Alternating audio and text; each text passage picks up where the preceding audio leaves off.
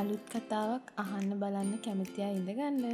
ඔන්න එකමත් එක කාලෙක ලස්සන කැලයක හාවෙකුයි නරියෙකුයි ඉන්නවා. මේ දෙන්න හොඳ යාළුවෝ දෙන්නේ.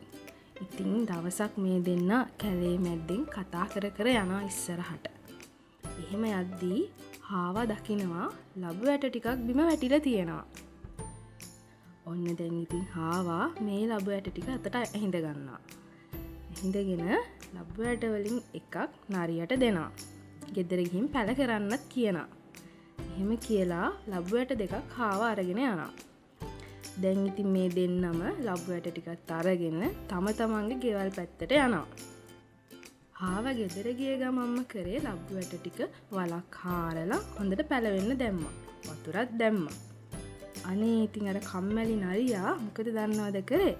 හාවා දීපු ලබු ඇටේ පැත්තකට වීසි කරලා හොඳ නින්දක් දැම්මා.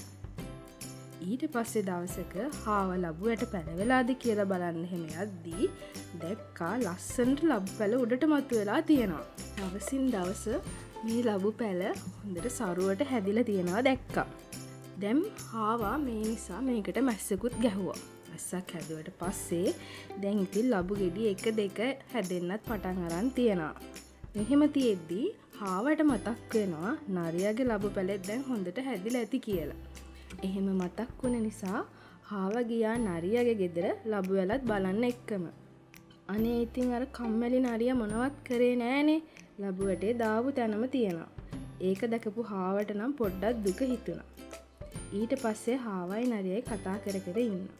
මෙහෙම ඉඳෙද්දී හාවා හරි සතුටින් කියනවා මගේ ගෙදර ගිහින් ලබු කිරිබත් උයන් කමු.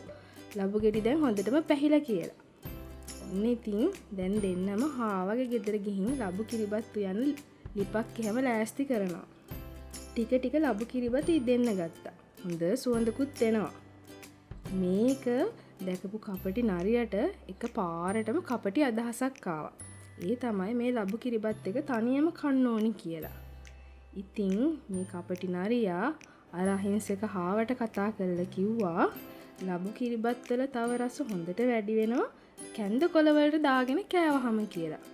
එහෙමත් කියලා හාහාමිට කියනවා කැලේට ගිහින් නැට්ට නැති කැන්ද කොළ ටිකක් අරගෙන එන්න කියලා. එයා කැන්ද කොළ හොයන් එනකන් නරියා බත් එක හොඳට බලා ගන්නම් කියලාත් කිව්වා. ඔන්න ඉතින් මේක ඇත්තක් කියලා හිතපු හාවා හරි සතුටින් කැලේට යනවා කැන්ද කොළ හොයාගෙන. හාවට කැන්ද කොළ හම්බුණා.